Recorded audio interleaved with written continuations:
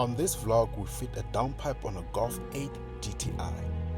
We also take a look at my friend's springs, guys. Look at these springs.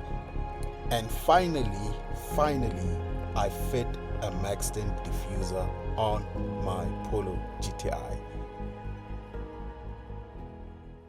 Now, let me tell you a story. So the owner of this Golf 8 GTI once had a Polo GTI like mine. So he decided to fit a downpipe on it. And yeah, let me let you listen how it sounds like without a downpipe.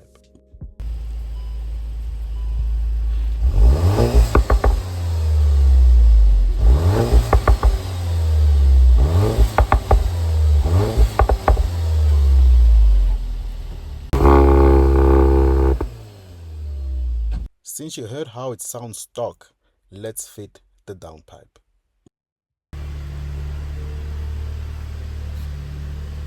So this is the downpipe that will be going into the Golf 8 GTI. And you know guys, I don't like testing out cars that are normal, so I'd like abnormal cars. And I think cats should belong inside houses and not inside cars. So yeah, I'm for the cat community.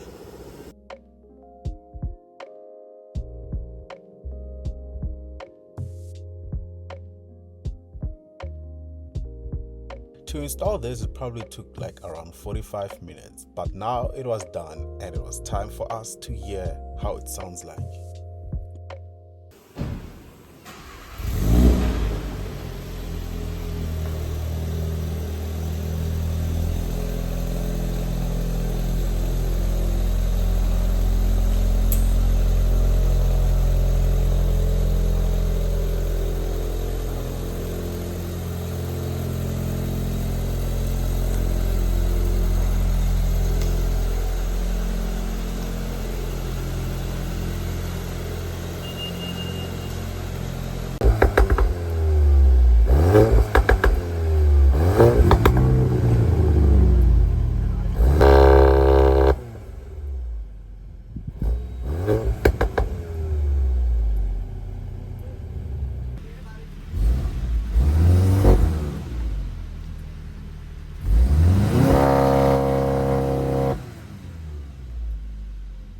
In South Africa, these are the two GTIs you can get. So this is the Polo GTI and this is the Golf 8 GTI. So if I'm way to go through everything, let me show you something, what to expect coming from a Polo GTI to a Golf GTI. First thing first that you cannot get on the Polo GTI, even if you were to option everything out, is the memory seats. Secondly is the electronic handbrake, and some models come with, on the Golf, they come with the heads-up display as well. So those are two things that you can't get. Another thing is that the heated steering wheel, even though the steering wheel looks exactly the same as the Polo GTI one, you don't get this function right here. And I think that's pretty much all, because you can also get the inductive charging on the Polo GTI. Yeah, at the front, that's all. So this one doesn't come back with the carbon in as well. It doesn't have the large display. It has the standard one. What I like now is that this perforated seats, which are only found on the 2024-2025 Polo GTI, and they're also written GTI. So this is a 2024 model. Another thing that you don't get on a Polo GTI is this armrest here at the back seat, as well as the climate control at the back seat. But you do get the two USB cords. Okay, let's see if we can exchange covers. Let's exchange the cover. Take your cover and put it here. Let's see out. Let me take this cover out. It's the same cover. It's the same thing. Let's see. Take yours out. I don't think it'll fit. It's the same. Let's see. So we're trying to exchange covers. Let's see if it's gonna fit. It's not the same thing. You see? Or try to flip it. Maybe this engine, let me see. No, it's not the same. The engines do look the same. I just think this one is like a, I don't know, but they do look the same. But the covers, you can't interchange them. Your battery's in the boot. Yeah. So one thing I noticed is that the idle on the Polo GTI is louder, but on the Golf it's not as loud. But what I can tell you is that when you're driving it, it sounds better than the Polo GTI. So believe it or not, the Golf is idling. Okay, mine is just a little bit of a cold start.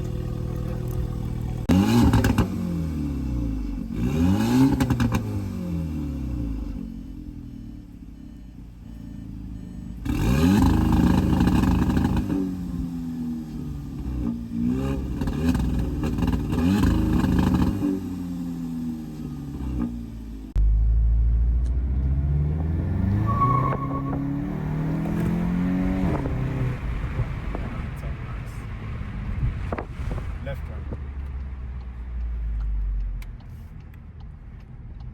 But I think this car is more grown. It's more mature.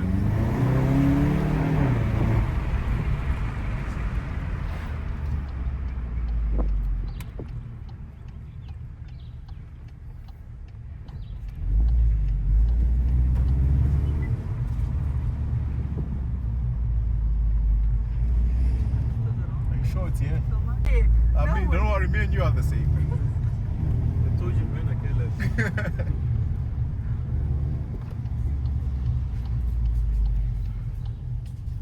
People always look at the GTI. It's that left. That's all we buy there. Yeah, it's here. I know it through this board. So guys, judging how it sounds, would you get a downpipe on your Golf 8 GTI? Let me know in the comment section. Today is a beautiful day and I'm just chilling in the sun while my car is just parked over there. So I'm just waiting for a friend so we can go and fix his car. Guys, I just want to tell you what this guy did to his car. So I'll tell you the story.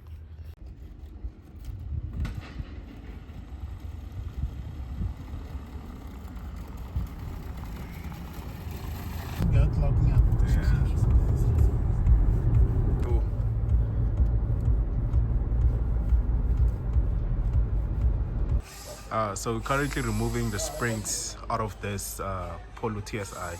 So this guy decided to compress his springs in November, and already it's around May, and look how his springs look like.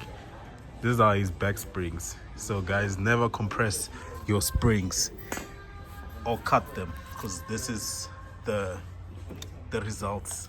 So currently we're just gonna put coilovers, because we went to VW and they said it costs 5,000 Rand per spring, and I'm sure the shocks are finished, so you will probably need to get the shocks as well. So they're currently still getting the springs out. So this is what we're gonna fit the L-Ax for the Polo 8. I don't know why this is still called a Polo 8, because it's not a Polo 8.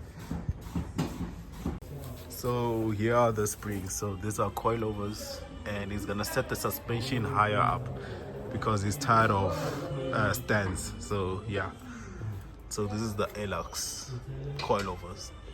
So this will give him a much comfortable ride, because tell me guys, what the hell is this?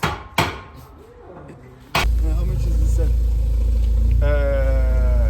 How much was it? 5.8, ne?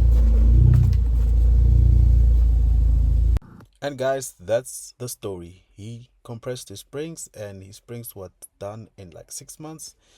Yeah, but now let's get to the fun part. After months and months of waiting, after calculations, after paying bills, after saving, it's finally the day to get the diffuser. Now, I don't know how to express my emotions, but I'm feeling excited. I feel like a gangster with a brand new gun. Now, this is just not your normal diffusers. like those terrible diffusers that you see that people slap on. No, this is an entire piece. So what that means is that you need to strip the old diffuser and put this one and glue it and screw it. Like as you can see here, the old diffuser came out. Now the brand new one needs to clip in and be glued down with Mansory glue. While I was busy putting on my diffuser, there was this beast of a TTRS, and this car apparently is pushing 1,000 horsepower. Listen how it sounds like.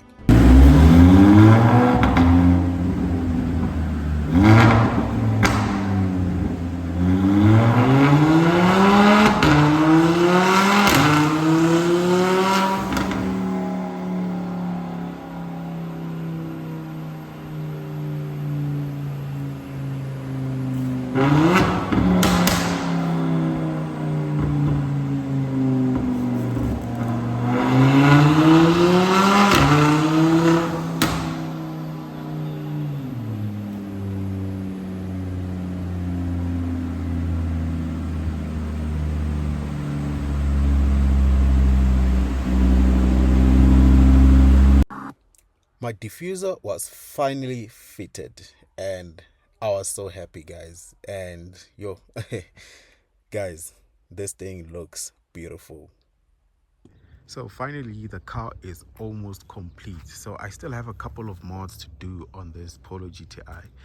But for those who are new, this is everything that I've done so far.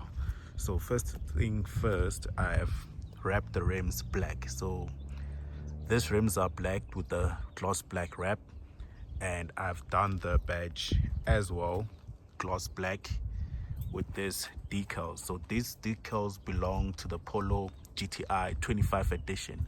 So I'm not the type to like put TCR stickers, this is not a TCR, but this stickers belong specifically on this Polo GTI AW. So it fits perfectly on this car. And what I've done as well is I wrapped this gloss black as well. So by far my second best what do we call this mod has to do with this new Maxton Diffuser. Guys, this thing looks so beautiful and it does stand out and it fits. It's like part of the car. So this is one of my favorite best mods ever. So this I will never revert and I don't regret it. So if I may break down the price, I got this from VAC Motorsports. So this diffuser alone costs around, let me see, it costs around 5,900 rand and I paid around 1,000 rand to fit this, because this is it's a big job because they have to take the stock diffuser out. Let me show you the stock diffuser. I still have it. As you can see, I still have the stock diffuser, so they have to take that part out and they have to use some Mansory glue to glue it down as well. But yeah, so yeah, this is how it looks like. So I'm really excited about this new look. I also wrapped the strips, the indicator strip. I wrapped it as well to make it uniform because that was sticking out like a sore thumb. And I wrapped the entire roof gloss black. So my next modification will be more on performance. So one thing is that I need to get an intake. I'm not sure which intake I'll go with, but I really want to. And as well, since my radar is cracked here, I'm not sure if you guys can see, there's two stone chips. So I'm thinking of wrapping this black. There's this nice Mac black VW wrap that's going on. So that's what I'm gonna do. And let me quickly show you something.